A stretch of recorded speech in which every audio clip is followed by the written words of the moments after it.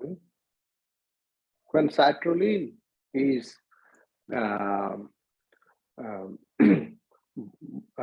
brought brought to cytoplasm, utilizing energy. This is the energy requiring step, and there, in the presence of, because this third enzyme is cytosolic, इसका presence cytosol में है, तो cytosol में आया, so arginine synthetic enzyme present in the cytosol is condensing aspartate with the citrulline and giving rise to arginosuccinate. In the next step, fourth step, arginosuccinate is hydrolyzed into arginine and fumarate by the action of arginosuccinate lyase enzyme. This is the fourth step. In the fifth step, L-arginine gives rise to urea and ornithine in the presence of arginase enzyme. Arginase, one enzyme arginine को break down किया into urea and ornithine.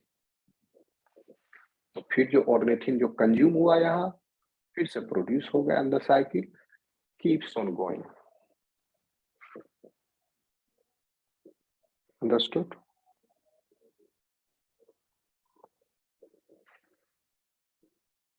Hello. Yes, sir. Yes, sir. Okay. तो ये सारे animals जिनके अंदर ये cycle present है, nitrogenous waste जो है उनका मुख्यतः प्राइमरली यूरिया है। ऐसा नहीं कि यूरिक एसिड प्रोड्यूस नहीं होता है आप में, uric acid is also produced, ammonia is also produced, but nitrogen is chiefly excreted through urea. The presence of nitrogen in the ammonia and the uric acid in your excretory fluid is negligible. Most of the nitrogen is now not dangerous for you because that has been condensed into this molecule called urea. Okay. So ammonotelic animals जो ammonia के रूप में ही secrete कर देते हैं nitrogenous waste, ये सारे आपके इन्वर्टिब्रेट्स हो गए, ज्यादातर मेन इन्वर्टिब्रेट्स, और ये जो एक्वेटिक स्पीसीज है। ओके, यूरियोटेलिक ये जो है मैमल्स, आपको बताया थोड़ी देर पहले, कुछ एम्फीबियंस भी, बट एडल्ट एम्फीबियंस। ओके, अब रेप्टिलिया के पहले एम्फीबिया। ओके, आप ये समझो कि यूरिया साइकिल का विकास जो है बाद में हुआ, ठीक है, ऐसा नहीं है। Urea cycle you will find in Scoliodon also, shark, they are uriotelic. Okay, तो किसी इवोल्यूशन के किसी लिनिएज में यूरिया साइकिल अपीयर हो गया क्वाइट अर्ली, लेकिन उसके लेटर ब्रांचेज मैमल्स में भी ये अपीयर हुए।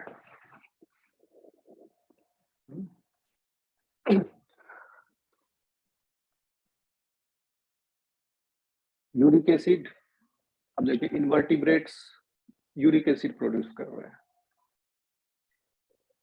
तो यूरिक एसिड भी बहुत पहले आ गया।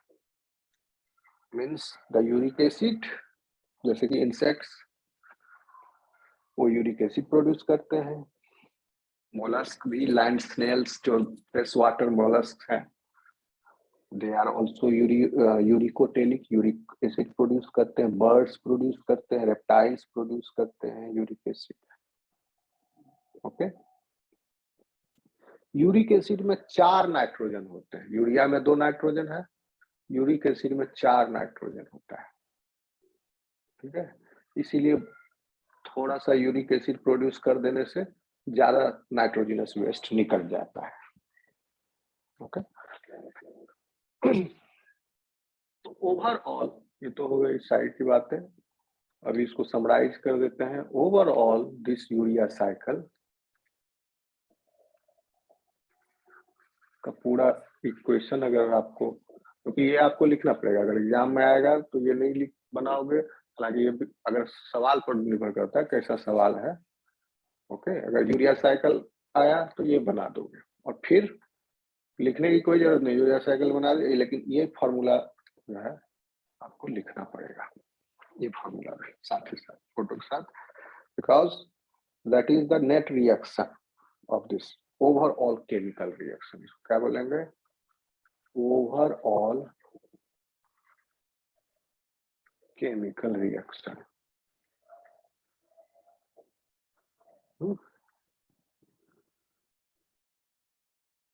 by which ammonia is getting converted into urea.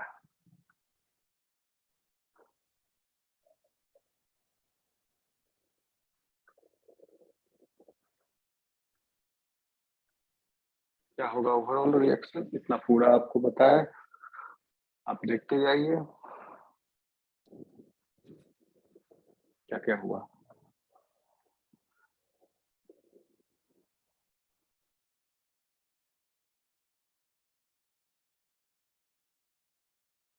Ammonia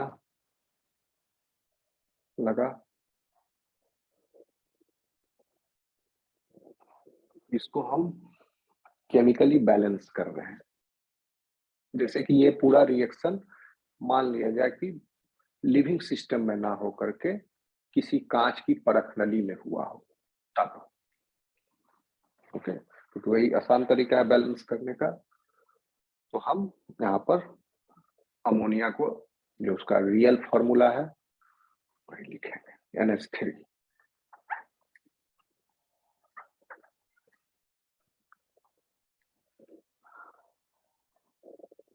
NH3 plus bicarbonate लगा था, इसको ब्रेक कर दीजिए तो बाइकार्बोनेट कैसे प्रोड्यूस हुआ? H2O और CO2 के लगने से, CO2 plus H2O, direct bicarbonate भी लिख सकते हो, प्लस और क्या लगा?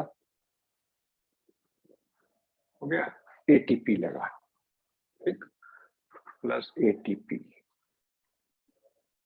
कितना ATP लगा? यहाँ 2 ATP और यहाँ पर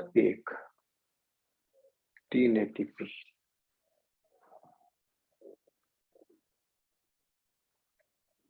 राइस 2, बस इतना ही चीज लगा, खर्च हुआ 3 ATP खर्च हुआ, एक CO2 खर्च हुआ, एक H2O खर्च हुआ, 2 अमोनिया। इसको तो भगाना ही था, तो दुश्मन है हमारा, इसको पैक करके भगाओ जल्दी। तो इसको लपेट दिया गया इन सब चीजों में, और ओवरऑल हमको क्या मिला बदले में? पूरे पाथवे के इससे हमको मिला यूरिया। हमको क्या मिला? यूरिया। यूरिया को ऐसे में कैसे लिखोगे?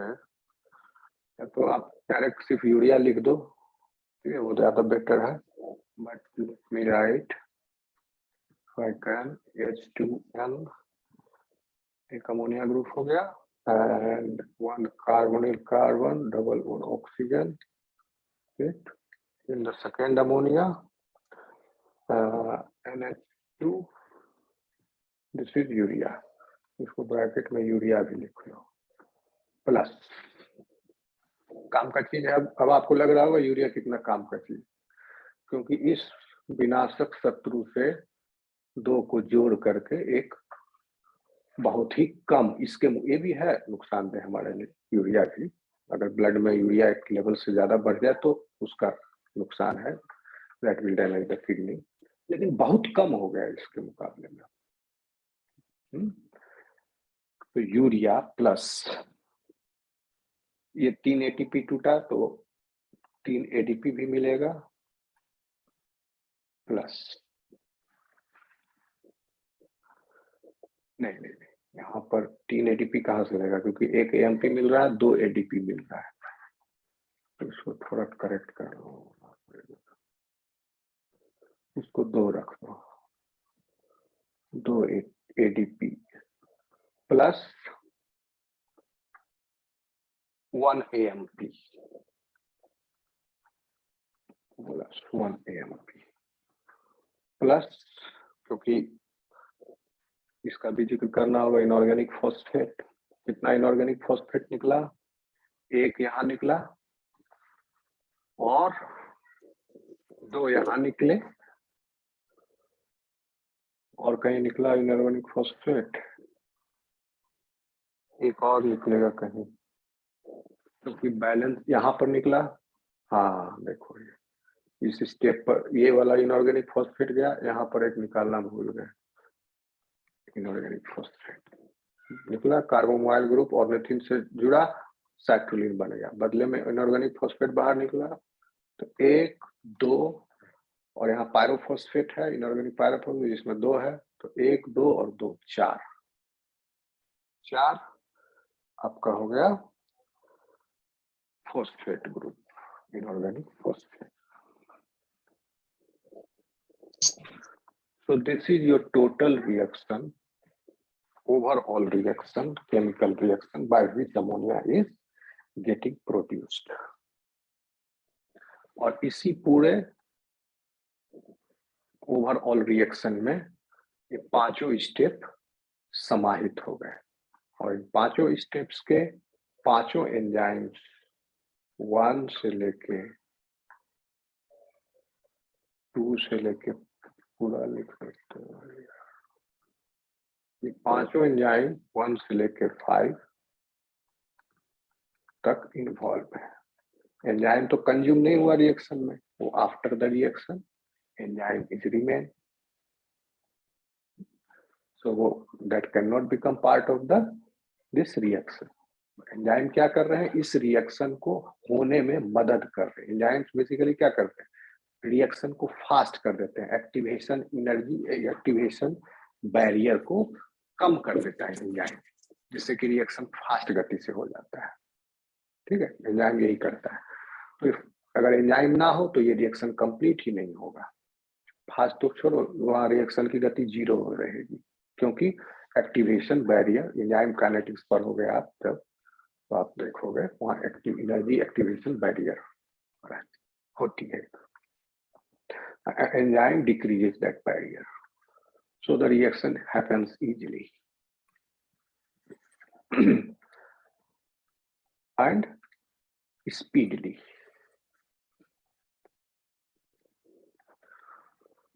So एंजाइम का काम ये रिएक्शन को ये करवा रहा है, रिएक्शन हो रहा है, इसमें ये रिएक्टेंट्स हो गए, ये प्रोडक्ट हो गया। आया समझ में? This is urea, and how it is getting removed, this urea is getting filtered in the glomerulus of the kidney, in the Bowman's capsule, in the nephron, और वहां पर फिल्टर हो गया and it is passed into the urine. So you can say, the public argue करती है कि to urinate in the public or in the not in the public is not good, मतलब law के अनुसार ठीक नहीं है, but if you urinate in the field, so it the urea present in the urine is beneficial for the plant. गले में कुछ अटक, okay, yes, urea is beneficial for the plant, ये plant को growth में मदद करेगा, but your urine is not only having urea, urine is also having other waste products, other substances which is not required in the body, like biliverdin, bilirubin, other types of acids, okay, other many types of minerals, other things. So that is not beneficial for the plant. So urinating in the plant is not good. Okay, although urea is beneficial for the plant, but other substances which are present in the urea is not good for the plant. आया समझ में? तो इस urea को purify करके chemically अगर इस urea को सिंथेसाइज किया जाए और प्लांट को दिया जाए, then it provides nitrogen to the plant. आया समझ में? This is urea cycle. Okay, students, in the next class we will see another topic.